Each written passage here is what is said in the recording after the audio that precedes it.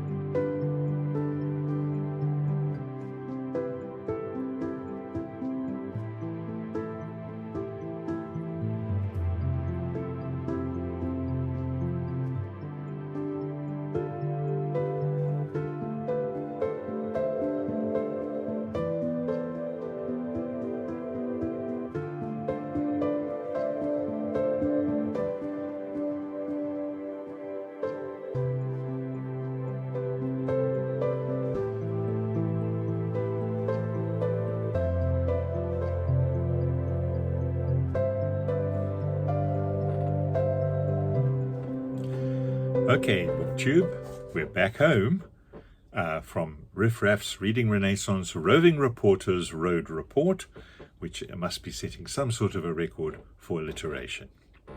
I hope you enjoyed that short whiz around the gallery. I certainly enjoyed the visit in all its aspects, and as you saw, it wasn't an entirely book-free experience either, because I picked up 3 books. I'd like to talk about these books, and I'm going to talk later in the video about other books on the theme of art. But if I start with the first one you saw, this is Alice's Adventures in Wonderland and Through the Looking Glass, the old Lewis Carroll classic.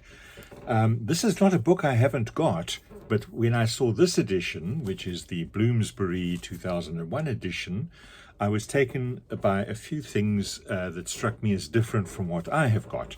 Perhaps I'll pause for a second and just show you what I have got. It's one of these beautiful children's boxed editions, which contains the 2 separate books. Am I doing that the right way around? No, I'm doing that upside down. Through the Looking Glass and Alice's Adventures in Wonderland. These are a deluxe edition with the original 1865 illustrations that were commissioned by John Tenniel, whereas this book, the one I spotted at the art gallery, contains illustrations by Mervyn Peake that were commissioned in 1940, and Mervyn Peake is better known to most people as the illustrator of Gormenghast. So that struck my curiosity immediately. If you just start at the most fundamental level, where the old book shows Alice like this, and the new book shows Alice like that.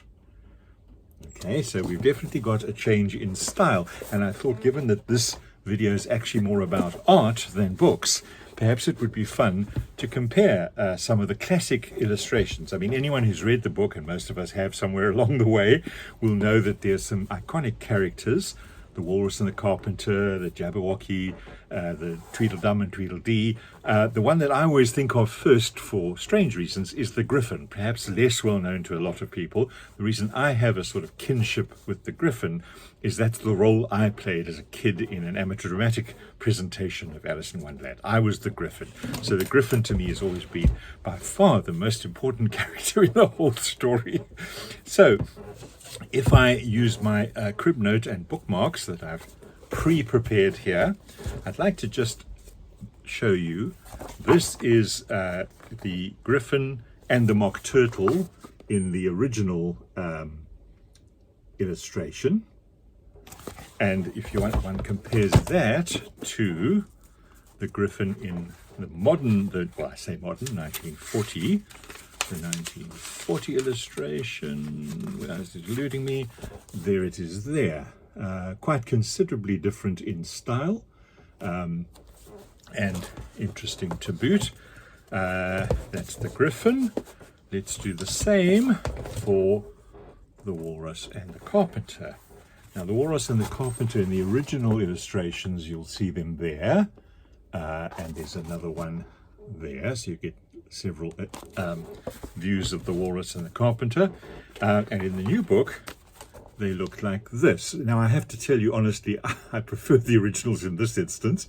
I don't particularly take to this style of Walrus and the Carpenter, but then I'm not a Gormenghast fan, so for better or worse, that may not be a surprise.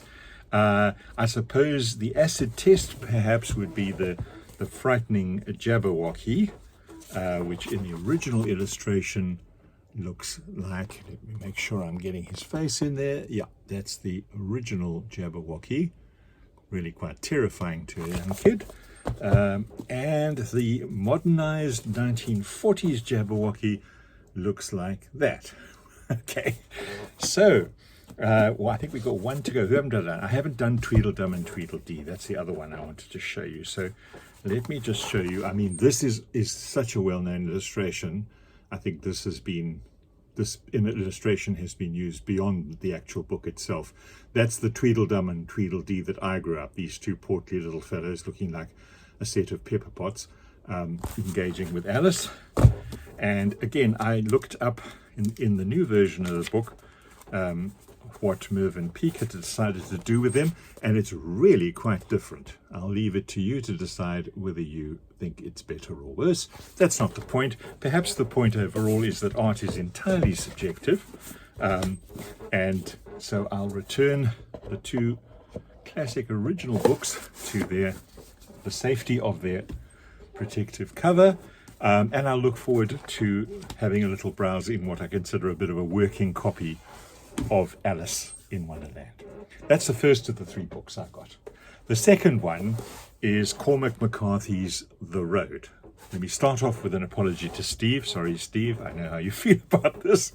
I must be honest, these were very cheaply priced books, and as you heard earlier in the video, it's a charity that I really like to support, because in fact it is the homeless people themselves that get issued the books and go out to sell the books and earn themselves a decent sort of survival level wage in doing that. So it's addressing homelessness and unemployment. It's an extremely worthy cause in a country where we have real unemployment issues. So it's not a big stretch to say go on, buy a couple of books. And I don't have this in my collection. It's such a talked about book. I thought, let me pick up a copy. I've got it. I'm not going to talk about it now. It hasn't got a lot to do with art, I don't suspect. So I'll come back and chat about it if and when I get to read it. So that's Cormac McCarthy. And the last of the three is actually perhaps the most interesting. This I did not know about at all, and I'd be very curious in the comments below if any of you know this book. I say that, I'm the one who should know it, because it relates to my part of the globe rather than a lot of yours. But it is in fact H. Rider Haggard's Diary of an African Journey. Now, I know H. Rider Haggard from my younger years of reading King Solomon's Mines and She Who Must Be Obeyed and all those sort of rollicking adventure stories, a sort of precursor to Indiana Jones, if you like. But what caught my eye in the browsing was the description on the back of this book. It says, in 1914, Sir Henry Rider Haggard, the author of King Solomon's Mines, Allan Quatermain and She, returned to South Africa, the country that had fired his imagination for the first time since 1881. The tour often rekindled Haggard's romantic notions of Africa, but it also reflected a changed Haggard, no longer the novelist, but a man of affairs and a public servant. Neither was he the die-hard imperialist of his youth, but instead someone prepared to take note of nascent black politics and look prophetically into South Africa's future. Witness his views on race and politics, his thoughts on the plight of the Zulu, and perhaps most startlingly, his interview with John Dube, first president of the African National Congress. I have to say, the African National Congress, just to put it in context for anyone not close to South African politics, is the party of Nelson Mandela that has been running the country for the last 30 years, since the 1994 first democratic elections. So the fact that Rider Haggard has an interview in this book, and there's a picture of John Dube himself, there's a whole chapter interviewing. The chapter's called A Zulu of High Blood.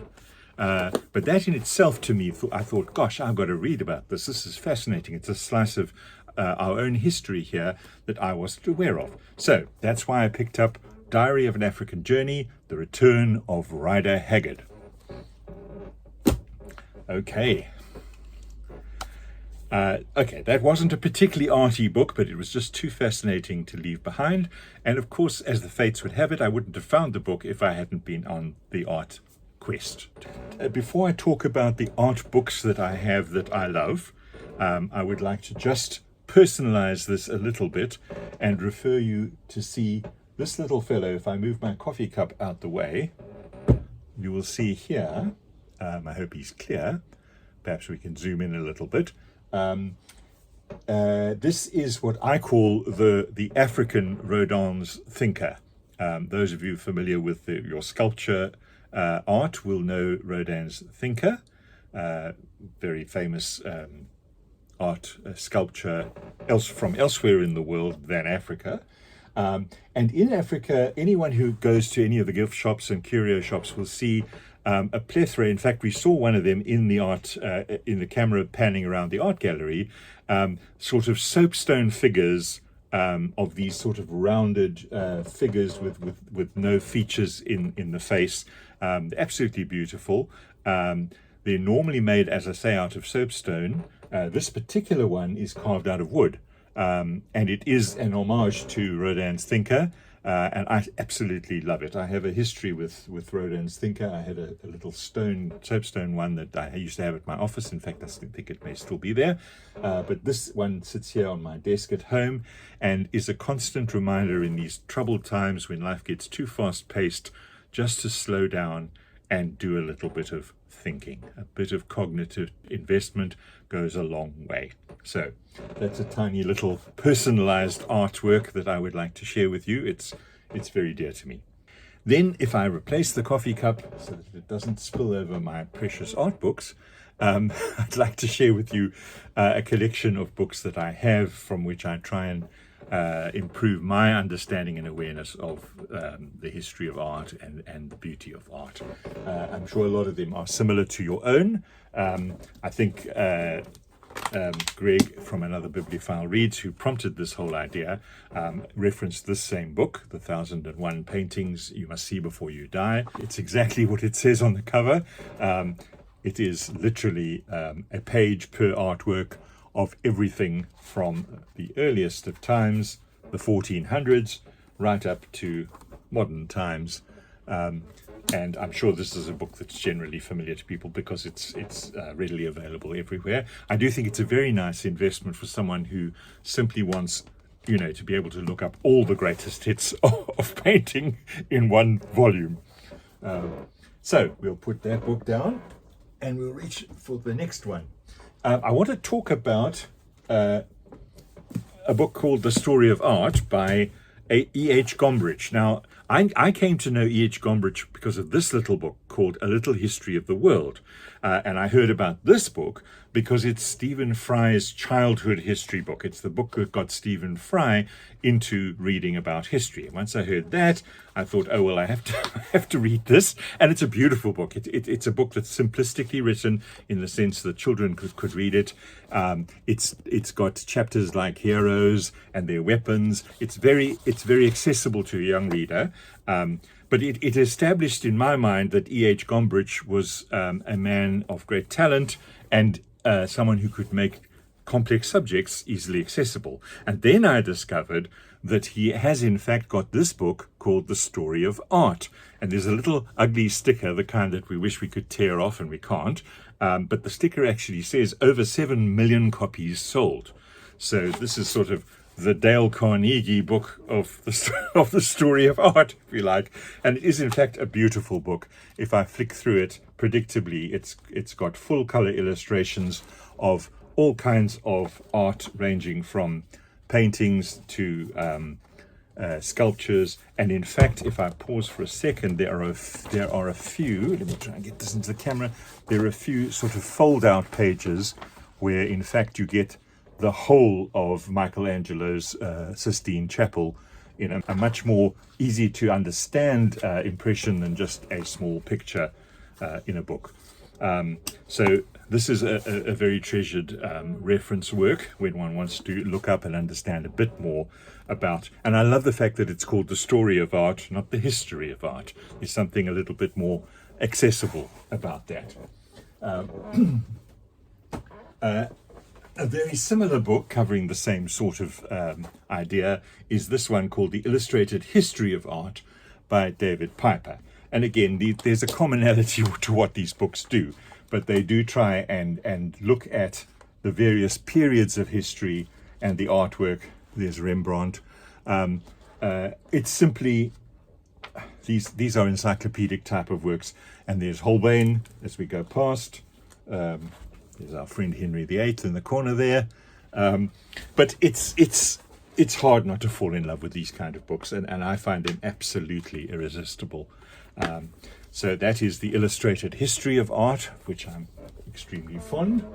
And the next series I want to show you is a bit more complicated. This is called The Great Artists, and it's one of those things that they call a part work collection. And what that meant, and apologies if this is known to everybody, but I didn't know when I was doing it. Back in the 1980s, you went to the local news agency. It wasn't even a bookshop, it's more a news agency. And you bought a magazine copy every week of an artist. So there's number 85, Chagall. You would buy that this week. And next week you'd go back and you'd buy number 86, which is Bridget Riley, and you would build up a collection. There are in fact 8 volumes. And in fact, if one looks at the last volume, is this the one? No. Yes, this is the one. It goes all the way from 1 to 95. 95, the honor of the last one goes to Matisse. He's 95. And then the very last magazine that I bought in this series is The Index, which is, at the time I thought, well, that's a bit of a rip-off. They charged me a full magazine price to buy something that's basically just an index. But of course, once you put them together into 8 volumes that look like this, you certainly need an index. But I'd rather go to volume 1 to give you a little bit of a feel for what's in here. If we take the very first edition, 1 was Constable, and each week the structure is much the same. You'll see there the artist's life, the artist at work, the gallery of his paintings, a bit about the background to his life, a year in the life, a different year selected for each edition. And just to give you a pen sketch, so there's a portrait of the artist, there's what's called a countryman in London, some background, really beautifully done.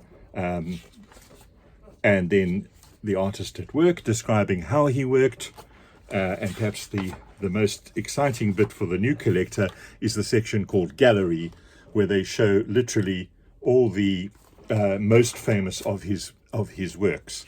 This was a fantastic way for an ignoramus young guy in the 1980s who had a hankering to understand the world of art better, but no direct knowledge as to how to do that, to sort of absorb it in bite-sized chunks. And I did indeed, 95 bites, which at 1 a week, you can work out this was a collection that started and ran for quite a long period of time. But I'm very pleased to have endured and stuck with it, because I now have all 8 volumes, and it really is a glorious piece of work, which I refer back to often. Okay, there's one more to go. Again, as is so often the case in my videos, you know that music is a huge part of my life. And someone said to me, if you're talking about art, don't forget that music is part of the performing arts. And I thought, yes, but I don't want to overplay that. This is a book channel. And then I thought, wait a minute, there's an obvious correlation here. The album cover. The album cover in the years of LPs, before the CD miniaturized it and streaming took it away altogether. Let's see what happens with the vinyl comeback. The album cover, in fact, was a blank canvas, and the album cover became an opportunity for art. And what I have here in this beautiful book, this is called Album Cover Album, which obviously the first album refers to LPs, and the second album, it refers to this compilation. And it's by 2 people who are very well known for their iconic album cover designs, Storm Thorgerson and Roger Dean.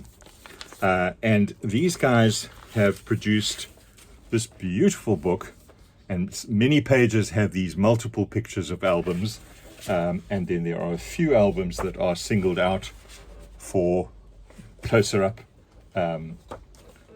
treatment. It's basically an art picture book. There's not a lot of text other than this, but for someone like me who knows all of these albums very familiarly, you refer to one of my earlier videos if you don't know about my obsessive collection of music, this is really a joy. It's like a snapshot, it's like a family album of music's greatest artworks, and I'm very pleased to have found it, and it has a very treasured place on my music bookshelf, even though today it's appearing as part of the art theme. The only other thing I would add to this is that I follow a couple of musical artists very closely. Perhaps my favorite band, if push comes to shove, is a band called Jethro Tull, led by a one-legged flautist called Ian Anderson. And what I have come to realize is that the album cover, despite having gone out of fashion with the CD and streaming, has in fact become collectible. And what I'm seeing increasingly now is iconic album covers, and we've all got 4 or 5 we can rattle off that we instantly know what they look like, whether it's Pink Floyd's Dark Side of the Moon or whatever the image is in your mind.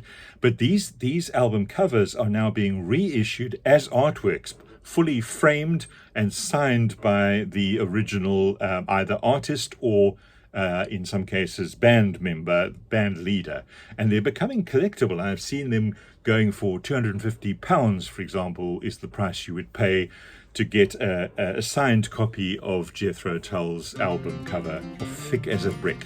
And if you don't know about Thick as a Brick, that's a story for another time. Anyway, thank you for enduring with me in this sort of meander and ramble through the various aspects of art. And thank you very much to Greg at Another Bibliophile Reads for the wonderful idea to do this. I've really had a lot of fun meandering and exploring and looking at the different sides of art. So thanks for sticking with me. And please, if you like what I'm doing, feel free to subscribe and like and all that stuff we're supposed to tell you about. And in any event, I will see you again soon. Thank you very much, and bye-bye now.